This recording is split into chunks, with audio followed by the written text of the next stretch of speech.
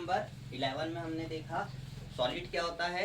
Solid की definition के साथ में हमने ये चीजें देखी कि सर प्रिज्म और पैरामिड में क्या डिफरेंस है। उसमें हंसने की क्या बात है बेटा, वीडियो बना रहे हैं तुम, इधर पढ़ाई पे फोकस करो। ठीक है, प्रिज्म पैरामिड के जो हमारी डेफिनेशंस थी उसके साथ में हमको क्या रिप्रेजेंट करके बताना है, डायग्राम बनाने। डायग्राम बनाने के साथ में उनके सारी डायग्राम्स के नाम अच्छे से लिखना है कि सर अगर रेक्टेंगुलर प्रिज्म है तो रेक्टेंगुलर प्रिज्म को ड्रॉ करना है और उसके नीचे आपको उसका नेम मेंशन करना है। यूलर्स फॉर्मूला अच्छे से लिखना है। यूलर्स फॉर्मूला क्या होता है,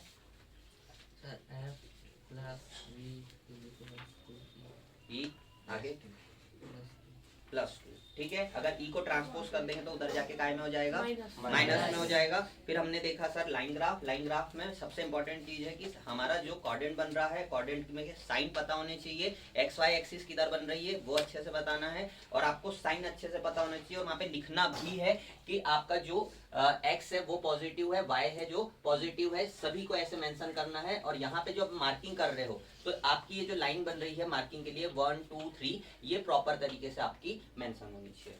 ठीक है, फिर इसमें हम चैप्टर देख रहे हैं प्रोबेबिलिटी। प्रोबेबिलिटी में हमें क्या याद रखना है सर, हमारी 2 मेन प्रोबेबिलिटी है। कौन कौन सी, थ्योरेटिकल और एक्सपेरिमेंटल। थ्योरेटिकल प्रोबेबिलिटी का जो फॉर्मूला है वही एक्सपेरिमेंटल का भी है, लेकिन डिनोमिनेटर में क्या आ जाता है, टोटल फेवरेबल आउटकम की जगह पर total number of trial. Total number of trial क्या है ये हमें वहां पे मेंशन करना है। फिर आउटकम्स के नेम है अलग अलग, उसमें हमें 3 की वैल्यू हमें स्पेसिफिकली याद रखनी है, सर्टेन की, इम्पॉसिबल की और इक्वली लाइकली की। इक्वली लाइकली की क्या वैल्यू होती बेटा,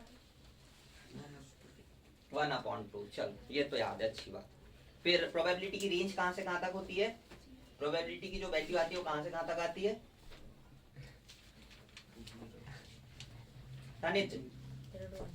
0 to 1। प्रोबेबिलिटी को रिप्रेजेंट किससे करते हैं, किससे डिनोट करते, प्रोबेबिलिटी को किससे करते भैया, किससे करते, अबे प्रोबेबिलिटी को डिनोट किससे करते हैं, किससे करते,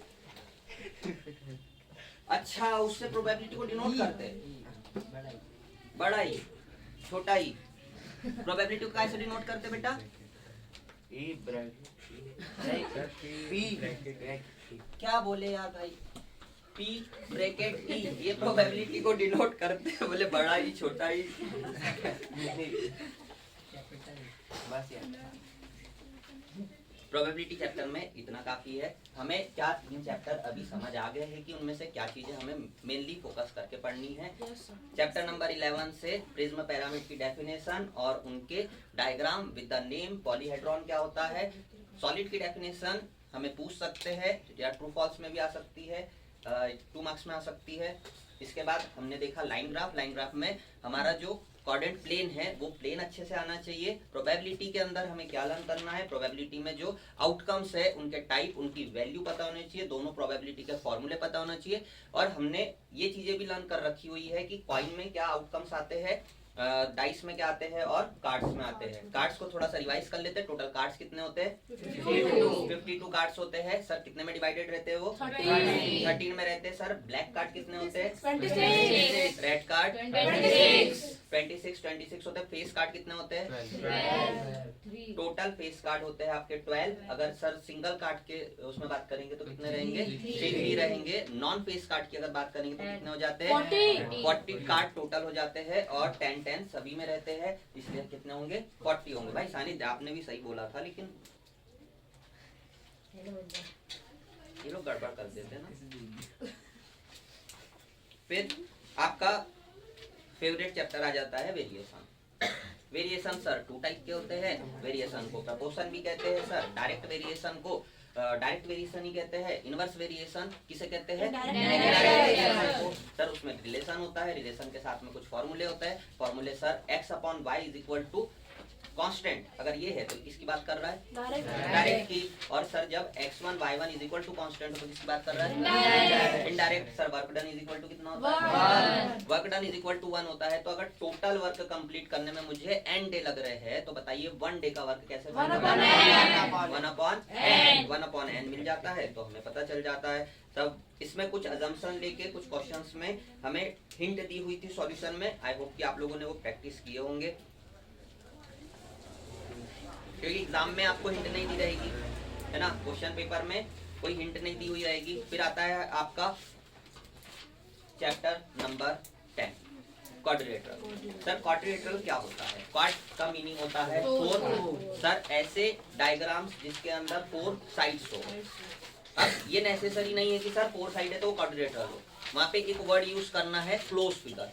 क्या वर्ड यूज करना है? Close figure. ऐसे फिगर जिनमें सर 4 साइड्स होगी, 4 साइड्स होगी, लेकिन वो कैसे होने चाहिए? क्लोज। सर क्लोज फिगर क्या होते हैं? जिनके स्टार्टिंग पॉइंट और एंड पॉइंट कैसे होते हैं? सेम। ठीक है, आपका ये एक पॉइंट है जिससे आपने एक फिगर को बनाना स्टार्ट किया और आपको 4 साइड इंक्लूड करना है उसमें, 1, 2, 3 और 4। ये आपका क्या बना? एक क्वाड्रिलेटरल। सर जिसका स्टार्टिंग पॉइंट और एंड पॉइंट कैसा है?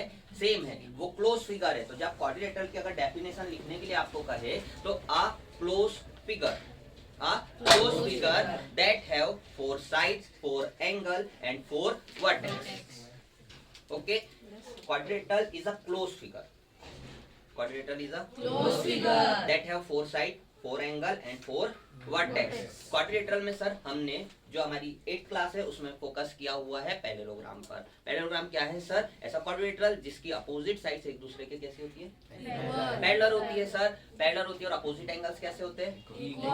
इक्वल होती है। ये पैरेललोग्राम की हमने बेसिक सी डेफिनेशन है या उसका पॉइंट है। इसमें सर हमने 3 डायग्राम को मेनली पढ़ा, rectangle, square and rhombus. Sir rhombus एक ऐसा फिगर है जिसकी ऑल 4 साइड्स कैसी होती है? आपके स्क्वायर की और रेक्टेंगल के दोनों में जो एंगल बनते हैं, इंटीरियर एंगल, वो कितने डिग्री के होते हैं? 90 डिग्री। लेकिन सर रोम्बस में वो एंगल 90 का नहीं होता है। आपके जो डायगोनल्स होते हैं, डायगोनल क्या होते हैं? अपोजिट वर्टेक्स को ज्वाइन करने वाली नारे जी सो गए क्या? रिस्पॉन्स देना है ना बेटा। डायगोनल क्या होती है? अपोजिट वर्टेक्स को ज्वाइन करने वाली लाइन। तो सर आपका जो स्क्वायर है और रोम्बस है, ये दोनों के जब डायगोनल एक दूसरे को इंटरसेक्ट कर रहे होते हैं तो कितने डिग्री का एंगल बना रहे होते हैं? 90 डिग्री का कर रहे होते हैं। वो इक्वली उन्हें क्या कर रहे हैं? बाइसेक्ट। बाइसेक्ट का वर्ड ही होता है कि सर आपकी एक लाइन है, दूसरी लाइन ने उसे कट किया है, बाइसेक्ट किया हुआ कह रहे हैं हम, तो उसे 2 इक्वल पार्ट में डिवाइड कर रही है। बाइसेक्ट वर्ड के साथ में अगर परपेंडिकुलर भी यूज कर ले तो उसे कहते हैं कि बाइसेक्ट भी कर रहा है और कितने डिग्री एंगल पे कर रहा है? 90 डिग्री पर। कौन सा ऐसा डायग्राम है हमारा, कौन सा ऐसा फिगर है सर जिसके डायगोनल्स एक दूसरे को 90 पर कट नहीं करते हैं? इतना विचार। वेरी गुड बेटा, शाबाश। बता।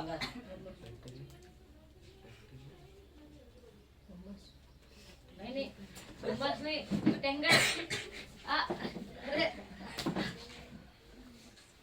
रेक्टेंगल वैसा शेप है हमारा जिसमें सर उसके डायगोनल जब एक दूसरे को इंटरसेक्ट कर रहे हैं तो वो 90 का एंगल पर इंटरसेक्ट नहीं करते हैं।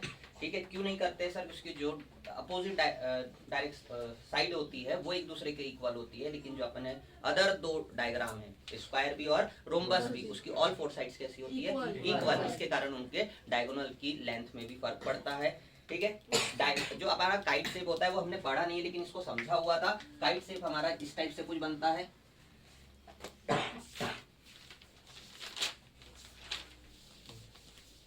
काइट शेप के आपके एडजेसेंट साइड्स, काइट शेप के एडजेसेंट साइड्स कैसी होती है? इक्वल। यहाँ पर मैंने वर्ड यूज किया बेटा एडजेसेंट और अपोजिट, शायद ये भी चीजें क्लियर होगी। एडजेसेंट क्या है? जो साइड में होती है उसे कॉमन वर्टेक्स, 2 लाइन के साथ में एक कॉमन वर्टेक्स होता है, वो क्या हो जाती है? हमारी एडजेसेंट साइड्स हो जाती है। ऐसे ही एंगल रहते हैं जिसमें सर कॉमन आर्म होता है, उसे एडजेसेंट एंगल कहते हैं। ठीक है, अपोजिट क्या होते हैं? जो सामने होते हैं उन्हें कहते हैं हमारे। इसमें अब कुछ बेसिक से एंगल्स थे, लीनियर पेयर ऑफ एंगल, ठीक है, linear pair of angle, vertically opposite angle. फिर आपको ट्रांसवर्सल का कॉन्सेप्ट नहीं है लेकिन उसका यूज आ जाता है क्वेश्चंस में। ट्रांसवर्सल आता है?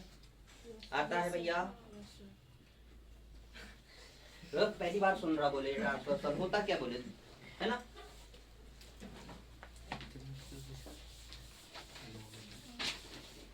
Transversal 2 parallel lines. ओके, ये इस टाइप से अगर आपका कुछ साइन बना हुआ रहे तो ये क्या शो करता है कि आपकी ये बोथ लाइन कैसी है? पैरेलल है। जब 2 पैरेलल लाइंस रहे और उन्हें एक लाइन कट करे तो इस लाइन को कहते हैं ट्रांसवर्सल लाइन। ये टोटल नंबर ऑफ एंगल्स कितने बना रही है यहाँ पर? 8 एंगल बन रहे हैं। तो आपके जो ये होते हैं ये इंटीरियर पार्ट है। क्या है? Interior part. ये एक्सटीरियर है और ये भी एक्सटीरियर है। आपके 3 टाइप के एंगल्स बन रहे हैं, करस्पॉन्डिंग एंगल, को interior angle and alternate interior angle. Alternate interior, interior word use कर रहे हैं तो यहाँ पर एक एंगल जो बना है इसका अल्टरनेट एंगल क्या बनेगा, यहाँ। ठीक है, ट्रांसवर्सल लाइन के साथ एक एंगल इस साइड है और एक एंगल। आपको अगर कहा जाए corresponding angle, corresponding angle sir आपका यहाँ पे एक इंटरसेक्टिंग पॉइंट है और यहाँ एक इंटरसेक्टिंग पॉइंट है।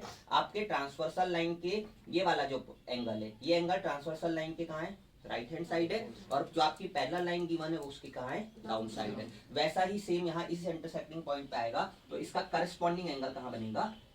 अगर नेम दे देते 1 2 3 4 5 6 7 8, तो सर एंगल 4 का करस्पॉन्डिंग एंगल क्या होगा, एंगल 8। ठीक है, ट्रांसवर्सल का कॉन्सेप्ट था। लीनियर पेयर ऑफ एंगल क्या होते हैं सर, जब आपके टू एंगल्स का सम कितना आ जाए 180। लेकिन ये सर सेम डेफिनेशन तो सप्लीमेंट्री एंगल्स के लिए भी है। तो आपको अगर पूछा जाए कि लीनियर पेयर ऑफ एंगल को डिफाइन करिए, तब आपको क्या बोलना है, व्हेन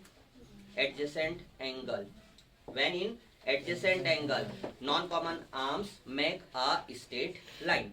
नॉन कॉमन आर्म क्या हुआ सर, पहले एडजेसेंट एंगल समझो, ये आपका एक एंगल बना हुआ है, अनदर एंगल ये बना हुआ है, ये जो एंगल बन रहे हैं ये आपके बन रहे हैं एडजेसेंट एंगल। कौन से एंगल बन रहे हैं बेटा, एडजेसेंट एंगल बन रहे हैं। अब इसमें एडजेसेंट एंगल को कैसे डिफाइन करते हैं, adjacent angles have common vertex and common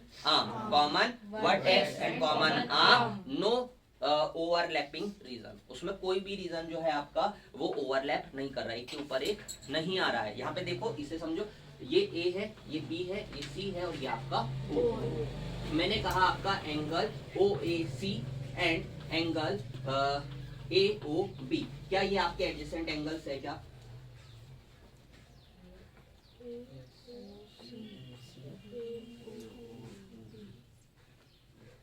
नहीं है बेटा। AOC ये पूरा का पूरा कंप्लीट हो गया, हुआ ये। उसके बाद सेकंड जो आ रहा है AOB, वो कहाँ किसकी बात कर रहा है, इसकी बात कर रहा है। आपका ये पोर्शन डबल बार आ गया, ये पोर्शन डबल बार आ गया, ये एडजेसेंट एंगल्स नहीं है। एडजेसेंट एंगल कौन कौन से सर, आपका angle AOB and angle BOC, ये दोनों हैं आपके एडजेसेंट एंगल्स। सर ये पोर्शन, ये और ये है आपके एडजेसेंट एंगल। ठीक है, ये बात याद रखना है कि ओवरलैप नहीं करना चाहिए। सर इस एंगल ने तो ये पोर्शन पूरा का पूरा कंप्लीट कर लिया और ये फिर जब आया तो ये पोर्शन फिर से आया, तो ये क्या कर रहे हैं, एक दूसरे को ओवरलैप कर रहे हैं। एडजेसेंट में आपका कोई भी पोर्शन ओवरलैप नहीं होना चाहिए। सर जब एडजेसेंट एंगल में आपकी नॉन कॉमन आर्म, ये वाली आर्म जो है वो क्या है, ये वाली जो आर्म है वो कैसी है, इस एंगल में भी है और इस एंगल में भी है, तो कैसी हो गई, common arm. Sir non common कौन सी है सर, ये आर्म आपकी नॉन कॉमन है, ये आर्म नॉन कॉमन है, ये अलग अलग दोनों एंगल में सेपरेट है। जब आपकी नॉन कॉमन आर्म क्या करे, आपकी ये सी वाली लाइन हो गई, ये आपका O पॉइंट हो गया, ये आपका एक एंगल बन रहा है, और ये आपकी लाइन हो गई, ये B हो गया, ये हो गया A। जब ये क्या बना दे सर, एक स्ट्रेट लाइन, क्या बना दिया इनने, स्ट्रेट लाइन बन रही है, तो मतलब एंगल कितने का होगा, 180 का। तब इन्हें कहेंगे, इन टू एंगल्स को हम कहेंगे linear pair of angle. Linear pair of angle में क्या डिफरेंस है, और कॉम्प्लीमेंट्री एंगल क्या होते हैं,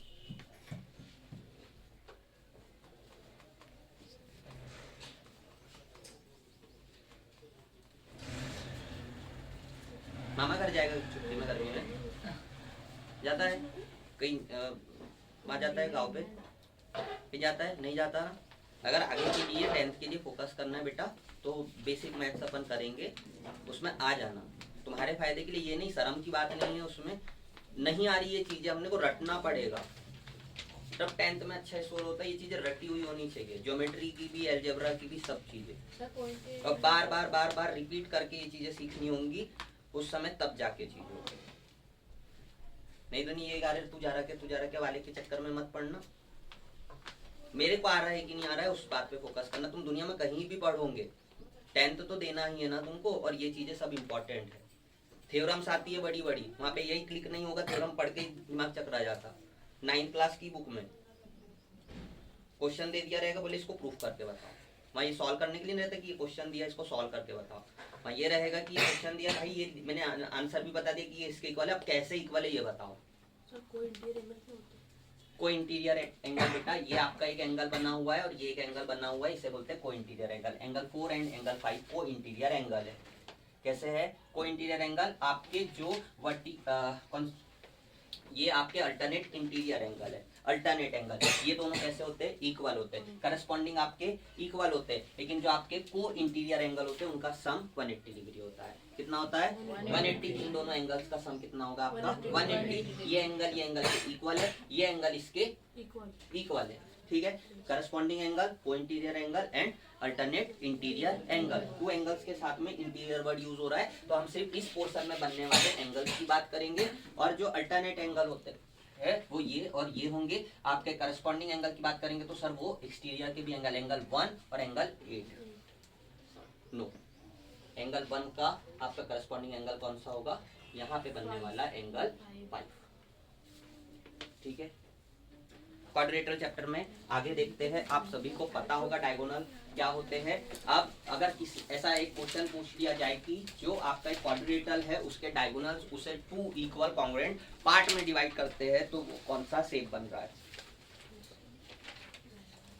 एक क्वाड्रिलेटरल है, उसका डायगोनल ने उसे कट किया, तो बताइए कौन से कॉन्ग्रुएंट शेप में उसे डिवाइड किया? 2 कॉन्ग्रुएंट ट्रायंगल। हो सकता है कॉन्ग्रुएंट वर्ड भी यूज ना करे कि आपका एक क्वाड्रिलेटरल है, उसके डायगोनल ने उसे कट किया हुआ है, बताइए उसने उसे कैसे पार्ट में डिवाइड किया। तब आपको लिखना है 2 कॉन्ग्रुएंट ट्रायंगल। 2 कॉन्ग्रुएंट डायगोनल पे सर जब उसे फ्लिप करेंगे, फोल्ड करेंगे, तो एक दूसरे को कंप्लीटली क्या कर देगा? कवर कर देगा। एक क्वाड्रिलेटरल के ऑल 4 एंगल्स का सम कितना होता है? पक्का याद रखना बेटा अच्छे से। वहां पर आपको ये कॉन्सेप्ट भी लगाना है, आपका ट्रांसवर्सल का वहां कॉन्सेप्ट लगता है कि आपका इस टाइप से डायग्राम दिया हुआ है, राइट। एक डायगोनल ने उसे कट किया, आपको ये बताया गया है कि ये जो एंगल है आपका कितना है? 45 डिग्री है। कितना है? ये 45 आया, बता बेटा याला एंगल कितना रहेगा? कितना रहेगा? 45। तो ये बता दे याला एंगल कितना रहेगा? पक्का ना? वो अभी तो 45 थे, अब थोड़ा सा उसमें चेंज करते हैं और आपका कुछ इस टाइप से डायग्राम दिया।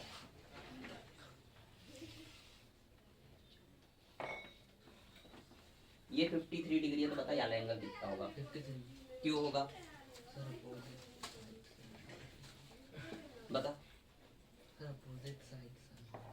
अपोजिट नहीं, अब भी कॉन्सेप्ट समझाया, उसका यूज है उसमें। बस तेजस, यहाँ पे बेटा कौन से एंगल का यूज हुआ है, कौन सा कॉन्सेप्ट का यूज हुआ कि ये 53 है, तो मैं डायरेक्टली बता सकता हूँ कि ये सर क्या होगा?